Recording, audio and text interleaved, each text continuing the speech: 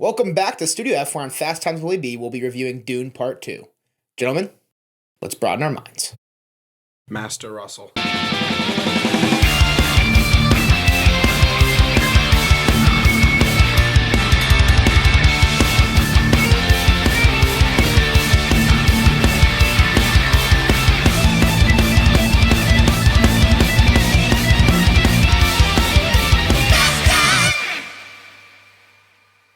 Welcome back to Fast Times Willy B. I'm Willy B. I got Kory back. Kory, how we doing today? Doing great. Glad to be here, of course.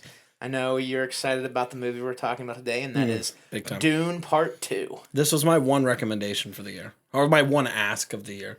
The one thing I wanted to do was Dune Part 2. Yeah. So it's finally here. It's finally come and gone. You've seen it, what, twice now? Twice now, yeah. 3 times tomorrow. I've seen it twice now, but the scene of Paul riding the sandworm, I've seen that 3 times now. I've seen that twice. Yeah. All right. Directed by? Denis Villeneuve. Your guy. Yeah. I'm a big, I would say, just going off of, my favorite movies and things, I'd say, because Nolan used to be my favorite, I'd say Villeneuve probably just passed him with the Dune Part 2. A lot of great movies. Mm-hmm. So far hasn't missed. We're not talking about the box office, though. Absolute destruction there. But well, for now. For now. Dune Part 2 is off to a great start. Great start. Obviously, a great cast. Similar cast to the first movie, but with a few additions. You got Timothée Chalamet, Zendaya, Batista, Josh Brolin, Rebecca Ferguson. We get some newcomers like Florence Pugh, Christopher Walken, but Batista's back. Overall, just a stacked cast. Yeah, great cast, yeah. Javier Bardem's in it. Again, probably my favorite character, Stilgar. Yeah, I love Stilgar. I love Stilgar. But let's start with the good. And where would you like to start? I'm gonna let you kind of steer the ship on this one, because this is your baby. In general, I just want to... The good thing I'd want to start on is what it did for sci-fi, honestly. Okay. The sci-fi nature of it. This, I guess more so the book, but really the movie too, this is really the start of the space opera sci-fi genre. Okay. Really, it predates Star Wars. I know we've made jokes about that, Galaxy Quest, whatever your favorite, space opera sci-fi scenario is. And like this really just, it adds something new. And especially you get a hand behind with Denis Villeneuve, which really this ties into him too. He's the first thing I want to start on. He has a real passion for this book. Yeah, we got to see when we saw the original re-released in IMAX a few weeks ago, we got to see a little bit of an interview with him too, which was really cool to see the insight. He read this book as a kid, and now he's getting to work on this passion project. And like you said, maybe it didn't do the best in the box office the first time, but he was greenlit for the second one. Yep. And now the money's coming in. Absolutely. I think Warner Brothers and all of their stupid decision making they've done in the past 5 years, I think this is one of the best decisions they've made so far. It's looking pretty good in the green. And even Dune Part 1, it wasn't a box office failure. It just did okay with pretty good streaming numbers. Because, again, they did the day and date streaming thing because of COVID. And I've watched tons and tons and tons of interviews of Denis Villeneuve and how he kind of got a start. And really you can find interviews from the past of people saying, like, if you could do any project, what would you do? And he always brought up Dune because that was... he read it as a child, and that was one of his first, awakenings as a director for, like, I have a vision that I want to see through. And just in general, like, and I'm listening to the book right now. I'm making my way through the book for a second time for the first half, but first time through the last half. Yeah. Because I didn't want to be spoiled. I wanted to see it in theaters. And just the weird nature he adds to it. It's a very... it's a very political stand-up kind of, very well-spoken book, but he really just adds that weird twist to it that I've come to love so much. For sure. And, you talked about his visions. That can kind of guide us into the world building. I know you're a huge fan of movies that contain world building. You like the longer movies where the world's being built around you. Mm-hmm. This is one of the best movies, I would say 2 movies when it comes to world building. Yeah. I mean... it's just a cinematic masterpiece when it comes to visuals and just everything that is put on screen. Mm-hmm. And seeing his vision come to life, you're just like, wow. That's all you can say. Yeah. Wow. Yeah, there's a lot of visual spectacle. Yeah. I remember the first time I watched Dune, if you don't mind a little backstory. Yeah. I was at an audio engineering school, and I made a good friend there, and me and this friend ended up getting an internship. And, Dune had just came out, that week. And, we were talking about, like, well, for our first week as interns, we should just go, me and you, to celebrate. And unfortunately, he had already seen it, but he watched it on his phone and streamed it. Ooh. And I remember him vividly being like, dude, you have to see this movie. But please, God, do not watch it. Wait till you go in theaters. Don't watch it at home. Don't watch it on a theater. Like, wait till we go in theaters. And I just remember the multiple times that he would just look at me, waiting to see what my reaction was to, you know, these giant ships rising out of water, or the sandworm when you see the sandworm for the first time, or you know, the creepy shots of Baron Harkonnen when he's floating to the ceiling, you know, when it's Greg Fraser, cinematographer, amazing. Also did so far 3 of my favorite movies of all time: Dune Part 1 and 2, and The Batman. All Greg Fraser. What an absolute, that combo between him and Denis Villeneuve is deadly. Absolutely. Great world building. One of my favorite shots from this movie was after they blow up a helicopter. It pans out and you see the helicopter like falling in the background while it's on fire, with our 2 main characters running across the screen, and it was just a great shot. It's great. I leaned over to it. There's like, I like that. I know. That made my heart a little happy. I'm not gonna lie, because that's even like. The thing that made me happy about it is I was like, there's still some even better shots in the movie later. Like, you know, personally. But it's like, you know, we hadn't even dipped into it. We were not even an hour in by the time you saw that. I was like, man, there's so much more. I mean, and obviously, you know, people are like, oh, you get a lot of sand and it's your Microsoft desktop background package. But that's not it. It's so much more. It's so much more. It's so much more. Just honestly, even if you go into this movie and you muted it, it would be a spectacle on the eyes. Yeah, absolutely. No, obviously don't mute it, because the dialogue's great, the writing is great, and you don't go to a movie to mute it. But, no, you don't. That's just to say, like, how great and how well shot this film is. And honestly, testament to Greg Fraser, they don't use, you know, the sand dunes as a crutch very often. You know, obviously there's great shots of them in the desert, but, you know, they don't just, you know, wide shot it every time they can. You know, there's also a lot of very close imagery here. You know, a lot of times we're seeing close-ups on knives, close-ups on faces, on hands. There's a part where there's a Sardaukar soldier that's coming out of the sand because they just got blew up, basically, and it's just a close-up on their hand coming out of the sand for, like, you know, a solid 10, 15 seconds, and it's amazing. I love the way Greg Fraser frames everything. He's obviously my favorite cinematographer working today. Yeah, for sure. So I mentioned, you know, the dialogue's great. I thought this movie was very well written. The dialogue is intense. Yeah. Yet everything works. I don't think there was a writing error in this film. No, and especially it being, you know, this the difference between this and Star Wars is obviously this is a lot more political, and it's not political in the way that it's, you know, just talking about fascism over and over and over again, but it's very Game of Thronesy, where it's you have different houses working against each other. There's a lot of, you know, intrigue and thriller based on, you know, on people being traitors and betraying other people, and there's a lot of anxiety of, you know, and I think it gets portrayed really well with dialogue, and I think it also, like, again, reading through the book, obviously Frank Herbert loves his dialogue because, you know, and what I love about Denis Villeneuve is, even though he has such a passion for this book, he's really good at condensing it in a few words and getting the key bits of information to really streamline it as a movie, because, you know, there'll be a whole conversation between, you know, 3 characters that'll last, God, I mean, I don't even know how long, pages and pages and pages, and he'll shorten it down in just a couple sentences, and it'll impact you even more because of it. Yeah, you know, and it's incredible. Something that this has on Star Wars is, like you mentioned, you know, in Star Wars it's usually one-on-one. It's like, you know, Empire versus good versus bad. Yeah, this you have all of these different worlds going against each other. And you're trying to figure out who's allies, who's with each other, who's against each other, who's trying to overthrow, who's trying to do... And it creates complexity, honestly. And it makes your brain work while this movie's going on, which, you know, these are movies you watch and you probably wouldn't be able to throw on a second movie after. Yep. But at the same time, it's nice to get that movie that makes you think, too. Sure, absolutely. Absolutely. And I think that's...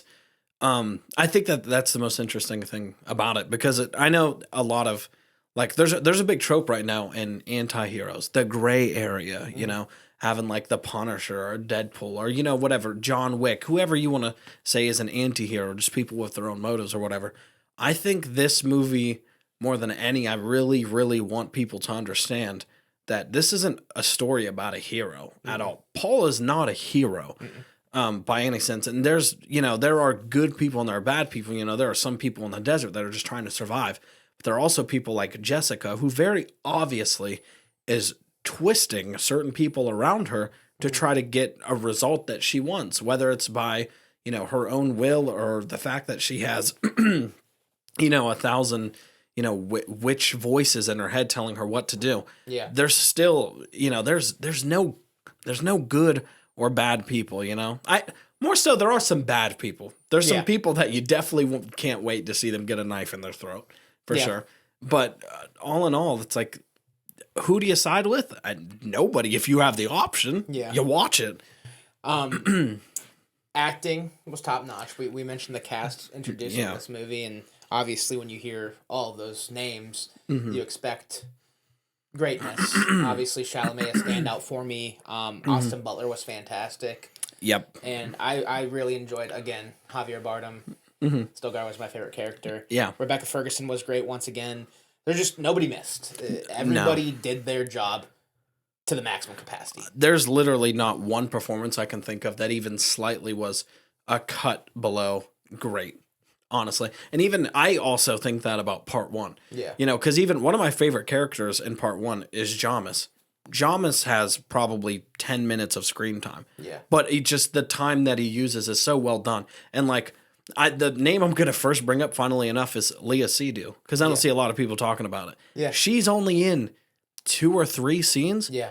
Absolutely steals the show. And especially acting against Austin Butler, who also, when he shows up, he steals the scene. Yeah, there's already, obviously, Great the chemistry. Academy Awards coming in a week. There's already traction for Austin Butler for next year's Academy Awards with his performance in the supporting role. I can't wait to see what happens with the rest of the year, because I would say right now he's up there. And not just that. I mean, I know this is really early because we are literally a year away from next year's Academy Awards, but it wouldn't surprise me if Dune 2's on the short list, if not nominated or competing for Best Picture. Yeah, absolutely. There will be some actor nominations. Austin Butler's usually it's easier to get a supporting nomination, so Butler. Yes, it is. Yeah. Chalamet will have probably some competition as the year goes on. Absolutely, but absolutely. But there's a chance. Obviously, week 1 of March, he's the top of the crop right now for the year. I mean, yep. Nobody. What are you gonna throw out there? Statham. Yeah, I mean, no. Yeah, no. So it obviously right now this movie would dominate the awards. There's a whole year left to decide that. But, Absolutely. But nonetheless, I'm going to say this confidently: this will have a presence at next year's awards. Yeah, I think so too. Not just the Academies, Golden Globes, the SAG Awards, everything. The 3 things I would count on to see. 4 things. I would say score, which we'll get to score in a second. Score. I would say best director. I think Denis Villeneuve will get a shot in there. I would say Austin Butler for best supporting, and then I would say best cinematography for sure. Yeah. For sure, that's kind of best VFX. Oh yeah, probably yeah. Best editing. I have a chance. Like I said, great editing too. Yeah, it's got a chance to not win all of these awards, but to show a presence. It will be in competition with a lot of these awards. And I just want to go back to actors really quick. It's going to get glossed over a lot because, and I'm somebody that, I wouldn't say I'm necessarily a contrarian, but whenever you throw somebody famous in my face constantly, the more you show me somebody that I didn't ask to see, the more I'm going to want to, run away from that person, Yeah. So Timothée Chalamet's really popular. Yeah. And not even just especially people our age. He's being talked about keeping superstars alive. Exactly. Like the term superstars in movies alive. Right. And, so there is a slight nature in me to want to turn from certain actors like that. But Timothée Chalamet, from the beginning, still and always will have my attention. Yeah. And I'm saying that because even as somebody who has all this hype and all this talk around him, he's not somebody who goes out there and just does a thing and then walks away. He really gives it I was going to say, all. Even in his less serious roles like Wonka, he blew me away with Wonka. I was also blown. I loved him in Wonka. I thought think he was it's terrific. Fantastic Willy Wonka. It's one of my favorite roles he's done. Obviously, Paul Atreides is my favorite thing he's done, but It's up there. Yeah. It's probably, it might be number You 2. could say that's, not the most serious role to take on, given his resume. So today, he's in a lot of coming of age dramas, and then obviously 2 sci-fi epics now. Yeah. 3. People always forget. Yeah. He was in Interstellar. Yeah. So, I get what you mean, but he's definitely making a name for himself, and you get the hype. You get the hype behind, him keeping the term movie star, superstar alive. He right now is separating, like, he's defining something different for me, which is like, I'd put somebody on Tom Holland on the same peg as him, which is somebody who has a lot of a lot of talk around him, and he's popular in around our age, and he's an attractive young white boy, so obviously everybody loves him. But Tom Holland can't carry the kind of weight Timothée Chalamet can. I'm not saying it's not possible. Yeah. But so far, I don't think he holds a candlestick to Timothée Chalamet. Yeah. And at least in his acting resume. He really... I expected a good performance out of him. I think his performance in part 1 is great. But his performance in part 2 is insanity. Yeah. I mean, there's parts in, from starting from part 1 to part 2, there's an evolution of that character. Yeah. At first, he's a young kid. Whenever he discovers all this Bene Gesserit stuff about him potentially being the one, you can tell he's distracted. He seems a little off. And then once his visions really start to kick in, he's starting to step up into this leadership role a little bit more and a little bit more. And then in this film, once he drinks from the water of life, he's almost a completely different character. For sure. You could tell after he drinks that water, he's absolutely nowhere even close to being the same. He's not Paul anymore. It's not really Paul anymore. Yeah. He's the Messiah. And I think he really that's funny. I thought you just misspoke. No. That nicely done. But just the change in him that I saw was like, it really stood out to me. I mean, the way he handles grabbing people's attention at the beginning of the film or in part 1 are completely different than how he handles grabbing people's attention after he drinks from the water of life. For sure. Actual phenomenal performance. For sure. Another thing to compare to the first one is pacing. The first one, every scene in the movie I felt like needed to be there. Yes. It just felt slower because there was more world building going on. It's a lot, that first this one. Second one is a longer movie, but because there's so much action and great action, and it's very well paced. Yeah, it gets to step away from some of the educational stuff, and it's like, okay, now that you got the basics, we can start doing some flying. We can start riding worms and stabbing people. Exactly. Exactly. You get to have a lot of fun with this one. It's the entire series, honestly, both part 1 and part 2 are, I would consider, slow burns. But the entire series as a whole is absolutely a slow burn. Oh, for sure. I mean, anytime you know my opinion on it. Anytime you start getting over that 2.5 hour range, it starts to get to be much sometimes. Yeah, for the common person to handle, the common movie goer to handle. Absolutely. But that doesn't deter the movie for me because if what Dune 2 did, if you can make the story captivating for 2 hours and 46 minutes, then make it 2 hours and 46 minutes. You know what I mean? Absolutely. No, the pacing was phenomenal. The performances were phenomenal. Going back to, the performances we talked about, Chalamet, Austin Butler's character kind of introduced almost halfway through the movie. He's not in it for like the first hour. I'm sitting here and I'm like, what I know this guy's supposed to be a big part of this movie. His character is insane. Ruthless as a word to use. One of my favorite scenes, not because I love what he did, but because it's just it makes your eyes big. It makes your eyes get big. Is when he's handed his blades and he slices the girl next to him's throat, and then he stabs the other girl to his left, and he goes, "It's the point. It needs to be sharper, or it's the tip. It needs to be sharper." I'm like, this guy's badass. That's the first scene with him too. Yeah, that's the first. Yeah, because he's being painted or whatever, and yeah. I was like, okay, we got him, and we got him. Which, by the way, do you know who plays that character in the 1984 version? Sting. Yeah. Of all people, Sting.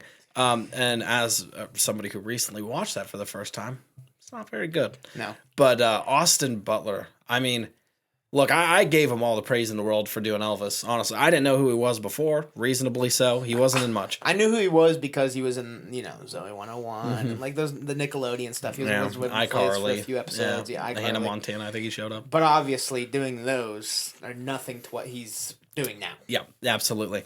And after seeing him in Elvis, I'm like, can't wait to see what he does next. And then him getting announced as Fade Routha, I'm like, let's see what happens. And even in the trailers, I'm like, there's not a lot of them. He looks creepy, Yeah. but I'm like, that's not enough to tell me whether he's going to be good or not. I still have to see. And then watching him in the theater, I was like, I haven't seen a villain performance like this in a while, And, you get your characters, like, personally, I have some favorite villains, like the Riddler, Namor. I mean, even some Mission Impossible villains, and I definitely like those more nuanced performances. Javier Bardem. Where it's, and No Country for Old Men. Great villain. I like those nuanced performances where you see you kind of see their point of view, and they're, it's a bit of a gray area, but sometimes you just want to see a psycho out there with a knife, and people have said that he might be the best, single villain performance since like Heath Ledger in The Dark Knight. And I'm like, him and Bardem, Javier Bardem, and they just all have that in common, that psychopath. Yeah. Sometimes, you take Jared Leto and he loves to fucking run with that shit and whatever. Yeah. But just really good job from Austin Butler, for sure. The thing that set him apart in this one for me is obviously in Elvis, you're impressed by the voice, you're impressed by the mannerisms. Mm-hmm. This one, the action he has is great. Yes. His face acting is phenomenal. When he's in the background, he's doing like those creepy grins and like it's fantastic. And it's unsettling. And it doesn't feel like a I'm doing a performance where I do a creepy smile. It feels like this is a really weird guy. This guy's menacing. Yeah, absolutely. And especially, I love that scene where it's in black and white, which adds an even more unsettling nature. Fireworks also add that unsettling because they're like... I love that scene. It's so small, but I love that scene. They're not like, traditional fireworks we see today. Red and white. They almost look like when you burn a piece of paper. Mm-hmm. Or like you spill water on a piece of... kind of like that, like... Yeah. It's weird, but yeah, that scene is great. It's phenomenal. And even just like... some of the I know we're talking about Austin Butler right now, but like in that scene where he's in that gladiatorial, arena, some of those background extras and like the weird costuming in. Another thing that's probably gonna get maybe an Oscar nom is costuming. Costuming's phenomenal. Yeah. But like those guys dressed in black were really unsettling. They're barely in it, but just like when you get a peek of one of those dudes, I'm like, dude, there's a demon behind you. Yeah. Yeah. While these two people are fighting. Yeah, when they were like far shots, I was like, what are those creatures? Mm-hmm. And then you see that they're just men in some weird suits, like scary suits, but like from afar, they looked like demon characters. I was like, what are these? Oh my God, it's very unsettling. And then like honestly, the first thing that when watching Dune Part 2 that really made me just really excited to see what Austin Butler was going to do in the film is that he believably takes down Dave Bautista in like a way that doesn't feel like you're a weedy little man and that's a giant monster. Like when he kicks the crap out of Robin for a second and makes him kiss his foot. Yeah. I'm like, this is a very, that's a very charismatic performance right there. Yeah. God, I love Fade Ralph is my second favorite character in all of Dune. I'd say my third is Jessica. Yeah. And Jessica's not far behind him. Yeah. Because she also, in her own right, is very creepy in this movie. Yeah. Yeah. She's got a moment or two in part 1, but the entire movie, pretty much part 2, as soon as she becomes the Reverend Mother. For sure. Absolutely creeps me out every scene that she's in. For sure. I agree. Austin Butler was fantastic. It's not surprising he's getting early critical claims for award season a year out, but let's jump to the score. You lightly mentioned it. Fantastic score, obviously. A lot of the similar stuff as the first one, which was also a great score. Yeah. My favorite was when they're talking about swimming and they have their first kiss, and this is Paul and Chani, yeah. When they have their first kiss and the score just intensifies when the lips lay on each other. That's probably kind of reminds me of the Titanic, that score, in a way. Yeah, I could see that. Because it's kind of got that woodwindy kind of sound to it. But that was my favorite, but obviously throughout the entire film, the score never missed. Okay. As somebody who's I listen to scores more than any other genre. That's the thing I listen to. That was your Spotify rap was movie scores was your number one genre. It was. Yeah. My upcoming as a teenager was like Hans Zimmer was my introduction to music and film, honestly. From the very Batman Begins. That was the first movie, and then Interstellar was like the other one. Then finding out that's the same dude, finding out that a guy that I used to know worked for Hans Zimmer, all of these things I really love Hans Zimmer. try not to. I wouldn't say he's my favorite, but it's mostly because everybody knows him, and like I said, I'm a bit of a contrarian in that weird way. Yeah. Where I can't like somebody that everybody likes, but For sure. I have nothing but love for Hans Zimmer. Yeah. The first Dune is one of my favorite scores that he's ever done, and part 2 is easily top 3 scores for me from him. Yeah. Man of Steel, Interstellar's number 1. Yeah, but Zimmer's. this is a close second or third. I don't even know where it fits, but yeah, Zimmer's on that short list when you're talking about the greatest composers of all time. absolutely, he's at this point. I would say he's probably number 2.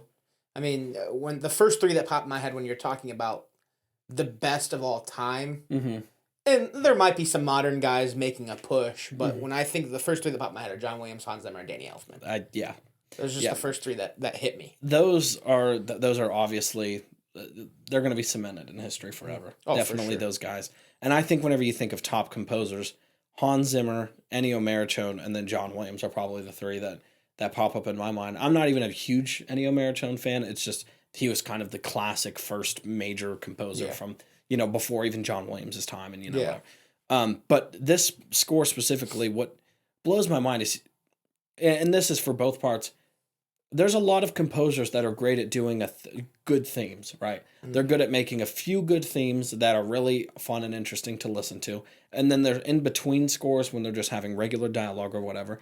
I don't want to say they're junk, but they're just crap. Yeah. And like I hate to even rag on someone specific. And somebody that's my hero, by the way, the person to make themes the best, I would say, is Danny Elfman. He makes a theme like maybe John Williams, but Danny Elfman is incredible at that. But the thing that I have always said about why I don't consider Elfman as one of my favorites is because his in-between scores, I'll be honest, they're kind of no good. Depending on the project, you can tell where his love is and isn't. Hans Zimmer on this, it's like a single second doesn't miss. Yeah. And that's Zimmer in most cases, I feel like. I mean, Interstellar.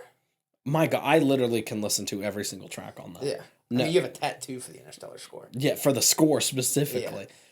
Zimmer's the guy you get on the project for a movie like Dune, for sure. Absolutely. Whenever you want a great pick. Grand scale, a lot of percussion, and you really want something to just, kind of hit you in the chest in the theater, Hans Zimmer's your guy. And again, those in-between moments are amazing. He's great at making amazing themes for people, but also just making good music. And not only just good music, but music that's so good you listen to it.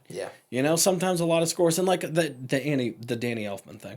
Not even that they're bad, they fit the scenes, but they're absolute junk to try to listen to outside of watching the movie. For sure. But yeah, this score is so captivating by Zimmer. Zimmer won an Oscar for Dune Part 1, if you didn't know that, for 2021. Yeah. So I'd say he's probably going to be in the conversation for Part 2, because I like this score better than Part 1. I mean, you look at the movie landscape for this year, there's, like always, a lot of franchise stuff coming out, but when you think of, like, movies that could have a phenomenal score, I guess, like maybe Nosferatu. Yeah. There's a lot of horror remakes coming out or sequels. I'll tell you what my most anticipated score related movie is probably going to be. It's Joker 2. Yeah, because the score for Joker is phenomenal. Joker. That one best score too. Best score, yeah. So that could be the that'd be one heck of a dogfight between those two. Yeah. I'm interested to see what that looks like. Garfield could have a good. No, I'm kidding.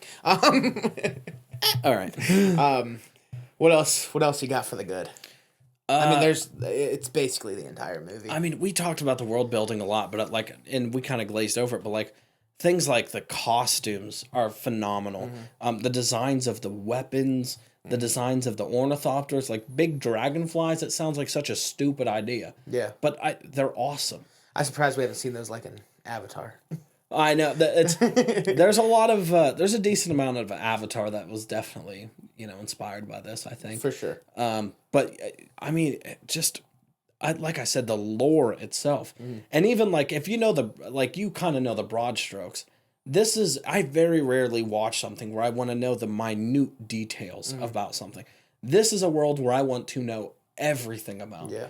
The dumbest, smallest things in the world just mean so much to me. Mm-hmm. And even I don't know if you know this, but there's a show coming about the Bene Gesserits, just how that witch school basically got put together. Yeah. That's coming out later this year on Max. Okay.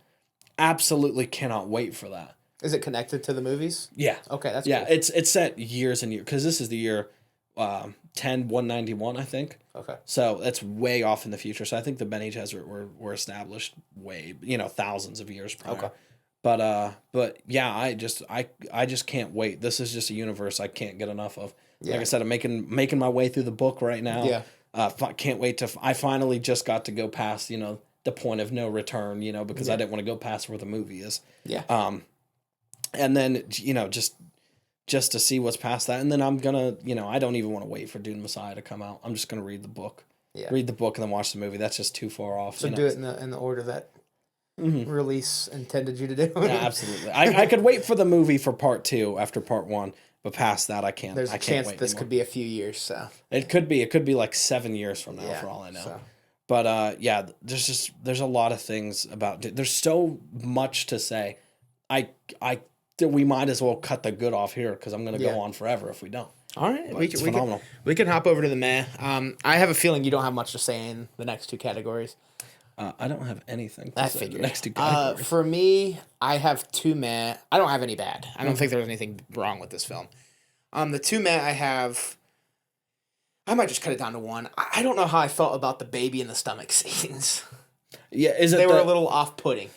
They're very yeah, absolutely. This is, I mean, yeah, this universe is has an obsession with fertility and women and having children and things like that. So Yeah. I wasn't shocked by that imagery, but that could be very off-putting for sure. It was just, I don't know. I didn't expect it. The embryo scene was weird to me.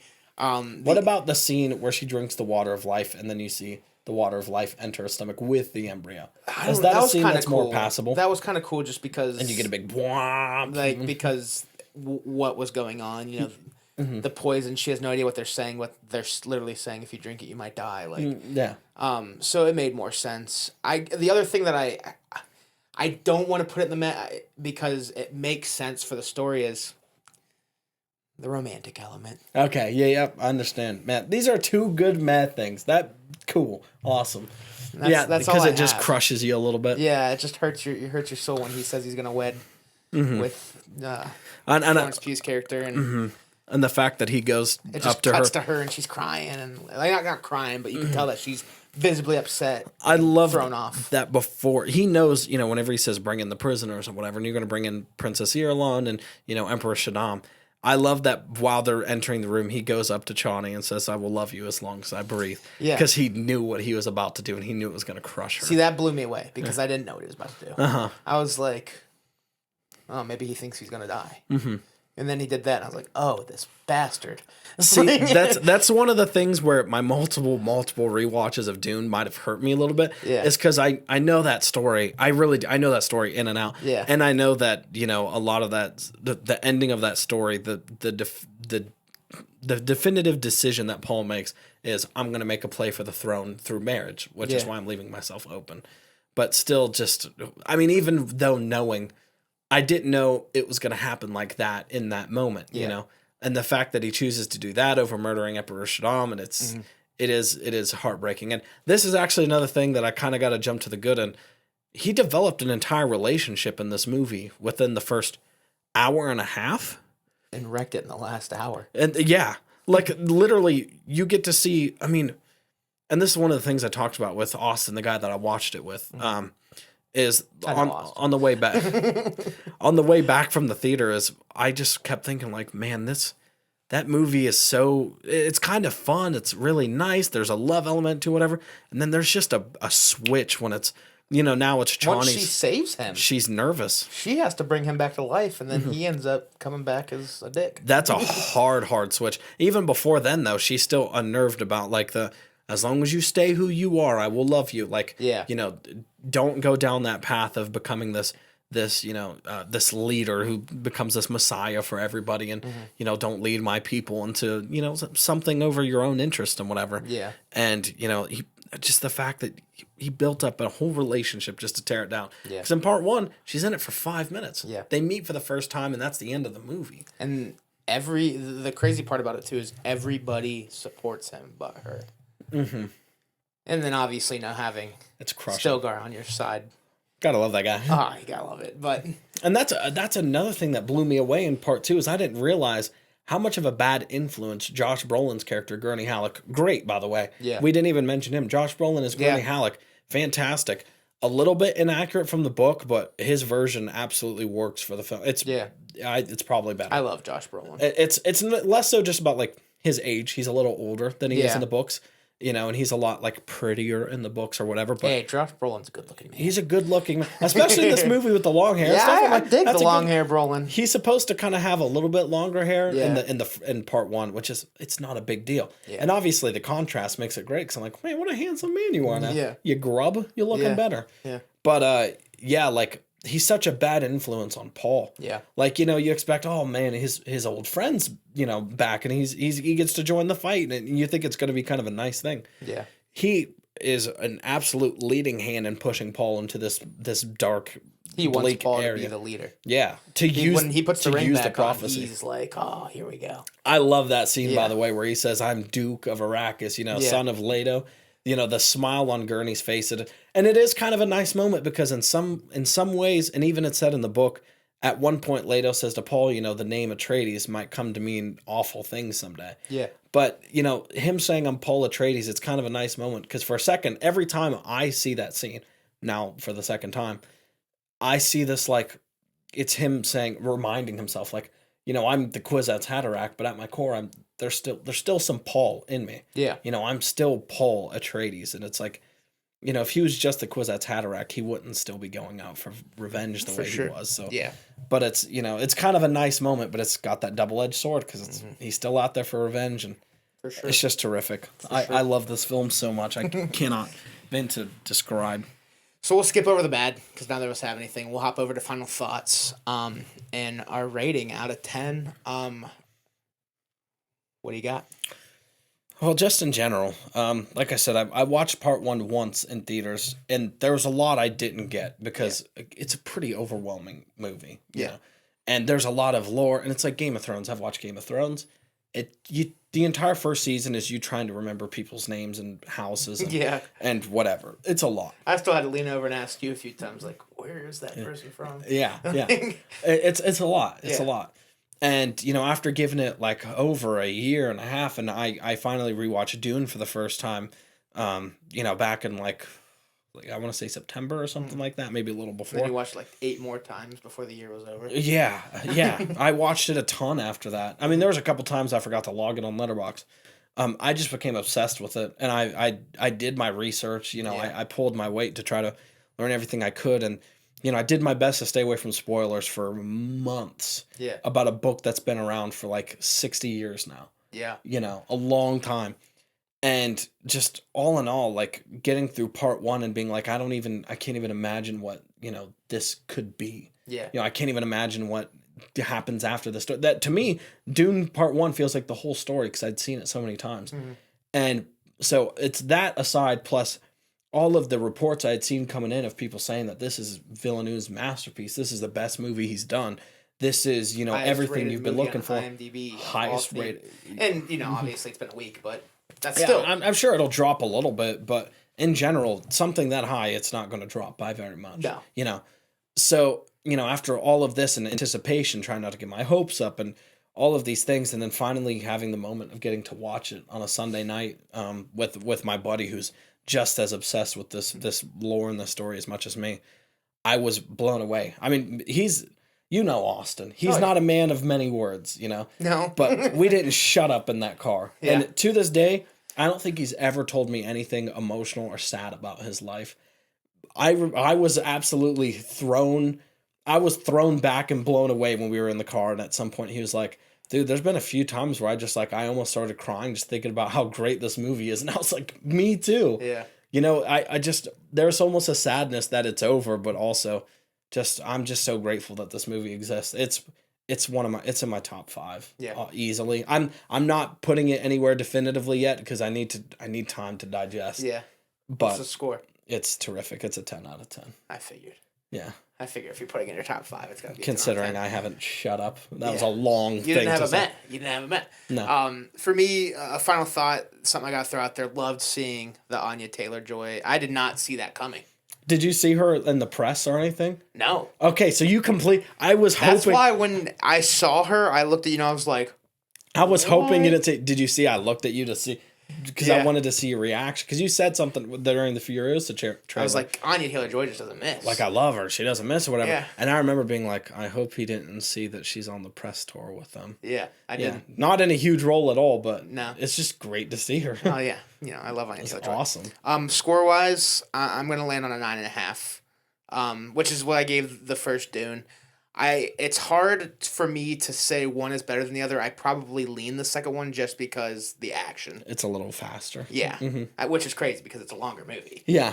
I mean, but not by much. It's like 11 minutes longer. Yeah, But yeah, something like that. I'd probably lean the second one if you said, Will, you have to pick one. But I would say they're on the same level and they're both great. They're both phenomenal. They're not, they're not top 5 for me like they are for you. They're not my 10 out of 10s, but 9.5 is Pretty great. Nothing to bat an eye at, Pretty great. So, we both obviously have very high regards for this film and for the first one. If you haven't seen the first one yet, you're definitely missing out. Check it out and then run to the theaters for the second one. Absolutely. I'm glad to see the second one's doing solid in the opening week with the early screenings on Sunday. I mean, me too, because Villeneuve, he's deserved this win. Like, he went through, some great films like Sicario, Prisoners, Blade Runner is so 2049. good. Prisoners is one of my favorite movies of all time as well. Blade Runner 2049, Dune Part 1 and 2. Like, his discography shows who this man is. Yeah. And if you look at the box office of all these films, Dune Part 1 did okay. And Arrival, I completely skipped over Arrival. Arrival's phenomenal. Yeah. All of these films, they didn't do great Well, it's at funny. the box Yeah, office. But they're all great. They're great all films. If you look at the critical reception, they're all great too. Yes. Critics love what he puts out, and the box office numbers might not show it. It's not like he loses money either, like you said. He doesn't lose in money. Dune, It's just never does made good. money. It's just Blade Runner 2049 was actually a huge flop, though. Yeah. Actually, that one was a huge flop. Yeah. Which is a shame because that's a really great movie. Yeah, but yeah, I'm glad to see that this one has the chance. He deserves it, man. It just sucks because, like I said, this isn't the movie for the common moviegoer. I feel like It's people really are gonna not. get turned off by that 2-hour, 36-minute runtime. People are gonna get turned off by I have to watch a movie that's 2 hours and 35 minutes for it to make sense. Yeah. But if you could stick it out, it's worth it. I remember when Part 1 came out, people just kept saying it's what inspired Star Wars. It's Star Wars, but it's this, and I remember seeing a tweet from years ago, and luckily I forgot about the tweet because I had no idea what happened in Part 2, which is that it's Star Wars if Luke Skywalker decided to basically kill the Emperor, kill Darth Vader, and then take over the Emperor. Yeah. Which is, I'm glad I forgot that because after it hit me, not even 30 minutes after I watched the movie, I was like, I did see that tweet. Yeah. And, and it really isn't that. It is that in a lot of ways, and in some ways it's not. But I remember when Part 1 came out, people really were pushing for that. It's kind of like Star Wars thing. Yeah. It's really not. Kids can't enjoy this. I would say anybody under 15 will probably blow their brains out trying to watch Part 1. Yeah. It's definitely Yeah. not Disney. No, it's not. But I'm glad. I'm really glad to see it's doing great. I hope everybody out there goes and gives it a chance. And brush up on Part 1 because it's a rewarding story, I think. So For sure. It's definitely a thing for me. So For sure. Well, that'll do it for Dune Part 2, Kory. Thank you for coming on, my man. a pleasure, buddy. I know you were chopping at the bit for this one. Chomping at the It bit. came I was fighting tooth and nail some other people to get this one. but it came and it sounds like it paid off. Paid off big time. Sounds like it hit. So thank you all for watching. Go check out Dune 2 if you haven't already. If you watched this review before watching, that's not the right way to do it, but thank you. If you like what you're watching, there are some other videos for you to check out over here. There's a subscribe button up here and social links in the description down below. So follow if you're here. Thank you again for watching, and we will talk to you all soon. Peace.